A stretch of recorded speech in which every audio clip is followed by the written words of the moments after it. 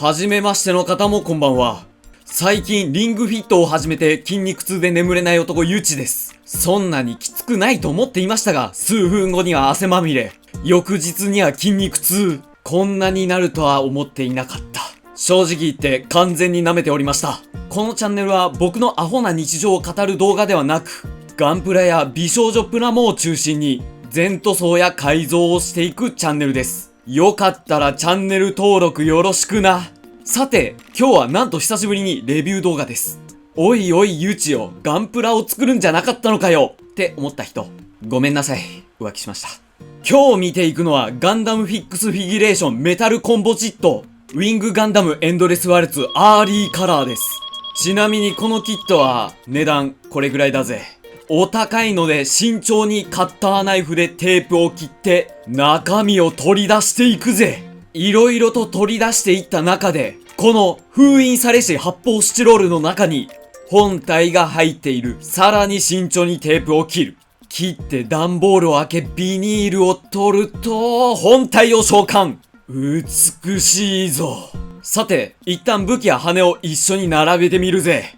まだくっつけたり持たせたりはしていないが、造形もモールドもしっかりしており、武器1個、いや、カートリッジ1個取っても、とてもかっこいい。さあ、では、後ろに羽を取り付けていきましょう。本体に羽を取り付けると、こんな感じ。素晴らしい。エレガントだ。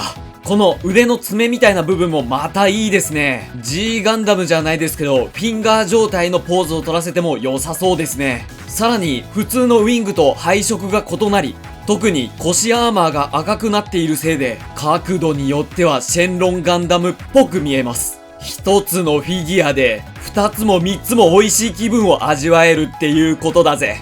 さて、レビューなので早速、可動域や展開ギミックを見ていこう。まずは頭からだ。頭はボールジョイントになっているので、ぐりぐりと動かせる。そして走行があまり邪魔になったりしないので、首を回すのも楽だ。さらにゼロシステム展開時のためにほっぺたにくっついてるこの走行は、展開している走行と交換することが可能だ。両肩についているマシンキャノンはこのように展開ができる。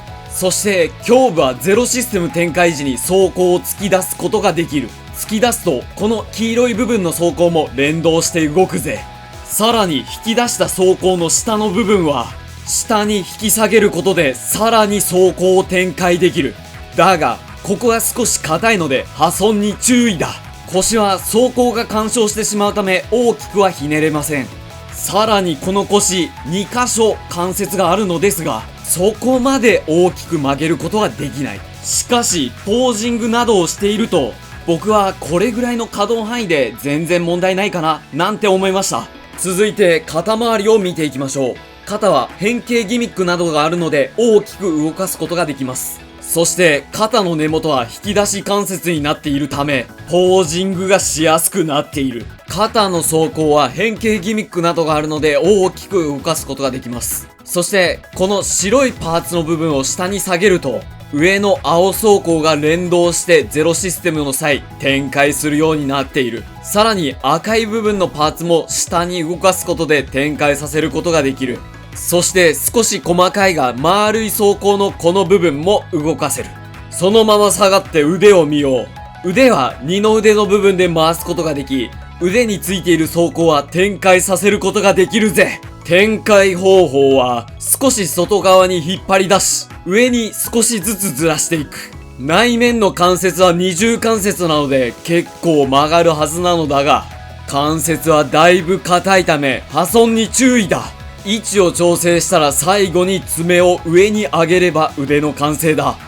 ちなみに手首や根元に一つ関節があり、少し角度をつけることが可能。さらに根元はボールジョイントなため、細かい角度調整も可能だぜ。ちなみにバスターライフルを持たせるとこんな感じだ。結構しっかり保持しているのだが、やはり少し重さに負けてしまう。そんな時はこのクリアパーツを腕に装備。この効果によりライフルの角度をしっかり固定することができるぜ。さらに、クリアパーツなので目立たないっていうところがまたいいぜ。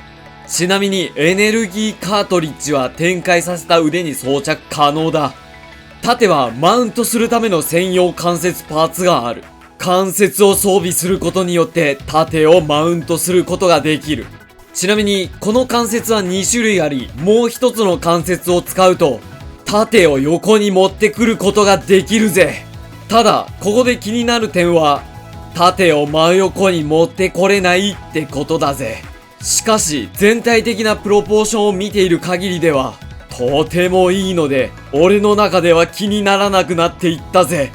続いて腰回りを見ていこう。前面の腰パーツは左右独立可動で水平くらいまで上げることができ、さらに内面のフレームもしっかり彫られているのでとても綺麗だ。両サイドの装甲は展開ギミックがあり、ゼロシステム時はこのようにフレームが露出する。そしてさらに変形時には下から羽が出てくるぜ。さらに変形時に後ろに持っていくため、内面の関節は三重関節になっている。後ろの装甲は足の可動に邪魔にならないくらいまで稼働します。では足の可動は一体どんな感じなのだよっていうところで足を見ていきましょう。股関節は腰パーツが邪魔になると思いきや大きく動かせるぜ。そして足の付け根は前後両方とも水平の高さぐらいまで持っていくことができるぜ。そして膝関節だ。膝関節は二重関節になっているので、このように大きく曲げることができ、さらに曲げた時膝の走行は連動して展開するぜ。さらにふくらはぎはテレビシリーズのウィングガンダムゼロの背中みたいに走行が展開するぜ。ちなみにその下のスラスターも稼働する。そして膝には変形ギミックとして膝の走行の位置は取り外すことができ、そこから足を逆関節みたいにして走行をはめれば変形状態の足完成。そして足首は横にあまり首を振ることができない。しかし縦にはしっかり足首を振ることができる。さらにこの足首にも変形ギミックがある。まず足首背面の走行を持ち上げ、その後横の走行を黒い部分が上に来るように回すぜ。あとはつま先をピンと伸ばせば変形時の足首完成だ。後ろに回って後ろの羽を見ていこう。後ろの羽はここにマウントできる部分がある。取り付けは簡単、ここにはめ込むだけだ。羽の根元は多重関節になっているので結構いろいろな角度に動かせるのだが、非常に関節が硬いため折れそうで怖い。ちなみにバックパックの根元は関節があり、変形させる時に下にスライドできるようになっている。さて本体の説明はここまで。続いては交換パーツや武装パーツについてだ。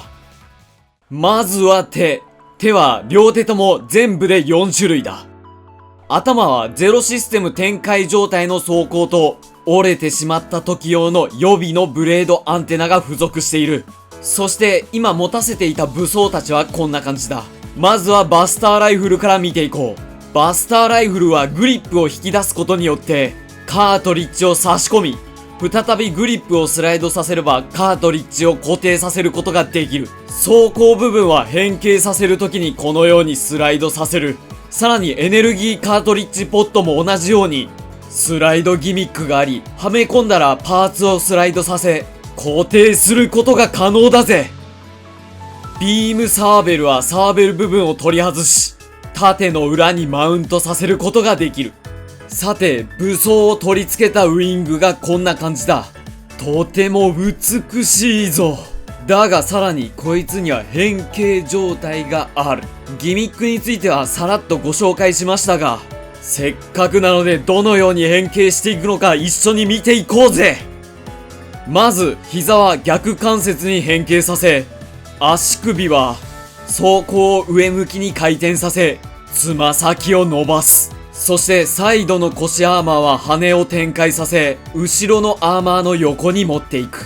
腕は全体的に前に引き出し、下のバックパックを下の腰アーマーにはめ込むぜ。そしたら背中に盾をマウントし、バスターライフルを首の部分に引っ掛け、バスターライフル本体はシールドとドッキング。これで変形の完成だぜ。割と変形はしやすかったですね。そして何よりもかっこいい。では最後に綺麗に撮影したやつを動画に編集したので皆さんにお届けして終了していくぜ。では行こう。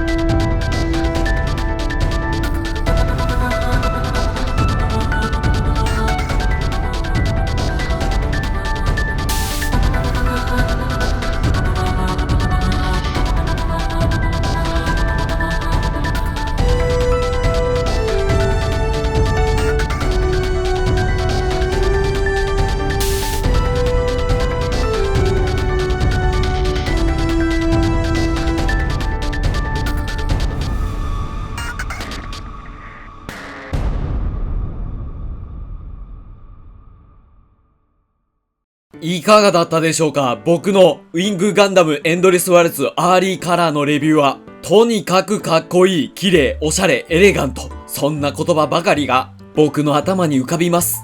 ただ一点、このキットで僕が気になるところは、盾が展開して中からビームサーベルを抜けないことですね。まあでも、かっこいいから全てよしっていう言葉に最後は至ってしまう気がします。さて、今日の動画はこんな感じ。面白かった、楽しかったと思った方はチャンネル登録、熱いコメント、熱い高評価待ってるぜ。作戦名、ウィングのプラモも作れよ。任務了解、そのうち実行する。シュッパー。それでは次回の動画でお会いしましょう。またな。